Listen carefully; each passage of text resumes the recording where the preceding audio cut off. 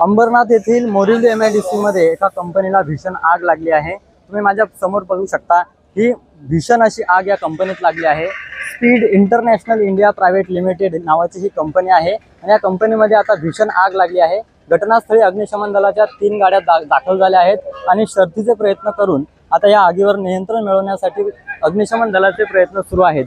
तर एकीकडे मोठ्या प्रमाणात इथं नागरिकांची देखील गर्दी झाली, तर पोलीस प्रशासन देखील घटनास्थळी दाखल झाले। तुम्ही बघू शकता माझ्या पाठीमागे या ठिकाणी आता तुम्ही जर पाहिलं तर सिलेंडर देखील या साईड ठिकाणावरून काढण्यात आलेले आहेत आणि सिलेंडर आता या आगीपासून लांब करण्याचे प्रयत्न आता पोलिसांकडून आणि नागरिकांकडून सुरू आहेत। घटनास्थळी पोलीस प्रशासन दाखल झाले, तर एकीकडे आगीवर नियंत्रण मिळवण्यासाठी अग्निशमन दलाच्या गाड्या दाखल झाल्या आहेत। मात्र ही आग अधिकच भडकत असल्याने अग्निशमन दलाला देखील आता आटोक्याचे प्रयत्न करण्याची वेळ आली आहे।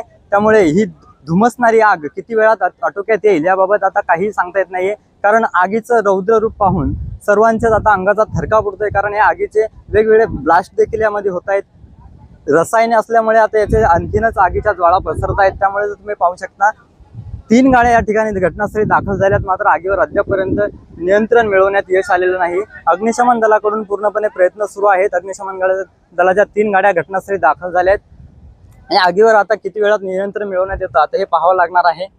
दर्शन सोनवणे, नवराष्ट्र, अंबरनाथ।